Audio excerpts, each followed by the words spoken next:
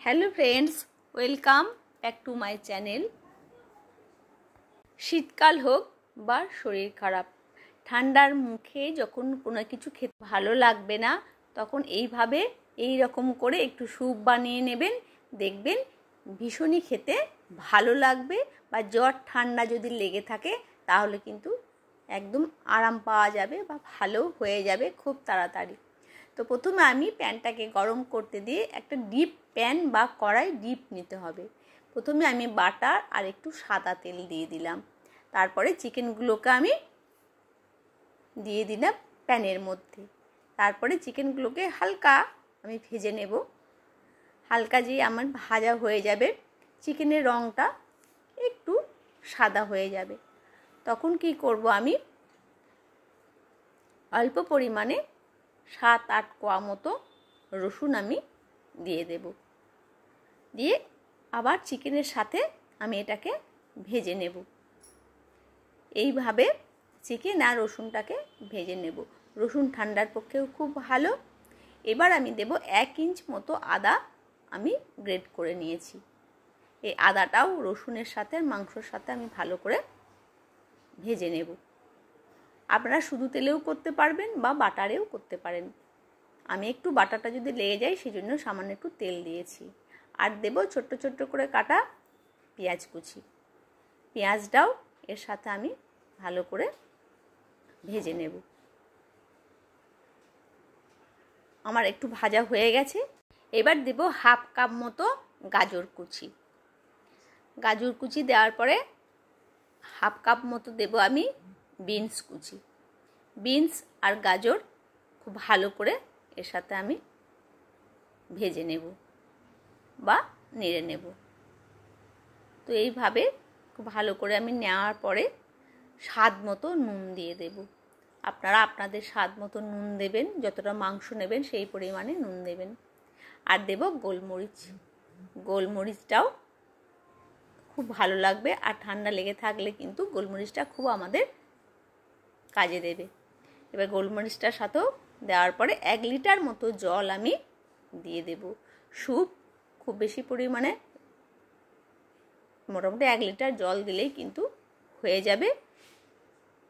যতটা মাংস থাকবে সেই হিসেব মতো জল দিলেই হবে।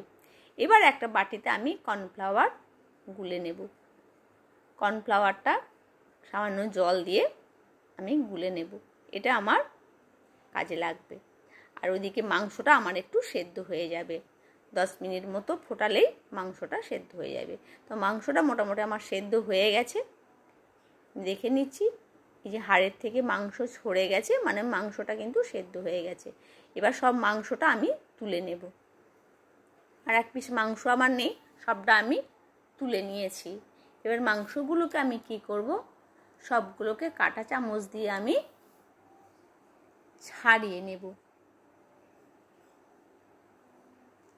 একে একে সবটাকে আমি ছাড়িয়ে নেব।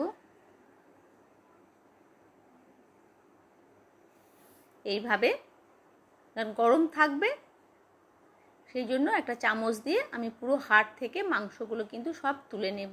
ছোট্ট ছোট্ট পিস করে নিলাম। এবার এই পিসটা আমি আবার ঝোলের কাছে চলে যাব। ওটা ফুটছে, ঝোলের মধ্যে আমি দিয়ে দেব। ব্যাস, ঝোলের মধ্যে ফেলে দেব, আবার ওটা একটু ফুটে যাবে। এই অবস্থায় আমি কিছু ক্যাপসিকাম ছোট্ট ছোট্ট করে কেটে রেখেছি। এবার আমি ক্যাপসিকামগুলো দিয়ে দেব। আর দেব তার সাথে কিছু পেঁয়াজ। ব্যাস, এবার এটাকে আমি খুব ভালো করে ফুটতে দেব। আমার মোটামুটি যেই ফুটে যাবে, আমি যে কর্নফ্লাওয়ারটা গুলে রেখেছি সেই কর্নফ্লাওয়ারটা অল্প অল্প করে দিতে হবে আর নাড়তে থাকতে হবে। একবারে দিলে কিন্তু ওটা জমাট বেঁধে যাবে। এরপরে আমি একটা ডিম নেব। ডিমটাকে ফাটিয়ে সাদা অংশটা শুধু দেব, কুসুমটা কিন্তু দেওয়া হবে না, ওটা কিন্তু আমি তুলে রাখবো। এইভাবে কুসুমটা আর সাদাটা আমি আলাদা করে নিলাম। কুসুমটা সরিয়ে দেব। দিয়ে কী করতে হবে, পুরো নেড়ে যেতে হবে আর অল্প অল্প করে কিন্তু ড্রপস দিতে হবে। তা আর খুব নাড়তে হবে, তাহলেই কিন্তু এত সুন্দর একটা, দেখুন পুরো নাড়তে হবে, দেখতেও সুন্দর লাগছে আর খেতেও খুব সুন্দর হয়। আর যাদের শরীর খারাপ, সর্দি ঠান্ডা 12 মাস লেগেই আছে, সিজন চেঞ্জ, তাদের পক্ষে ওটা খুব ভালো। তো আমার স্যুপ কিন্তু ফুটে গেছে, আমি কিন্তু গ্যাস বন্ধ করে দিয়েছি। এবার ভালো করে নেড়ে নিয়ে আমি কিন্তু নামিয়ে নেব। রাত্রে বা সন্ধ্যায় যদি এক বাটি এইরকম স্যুপ খাওয়া যায়, তাহলে আর কিছুই লাগবে না। আর যদি কিছু লাগে, নুন বা গোলমরিচ আপনারা দিয়ে দিতে পারেন।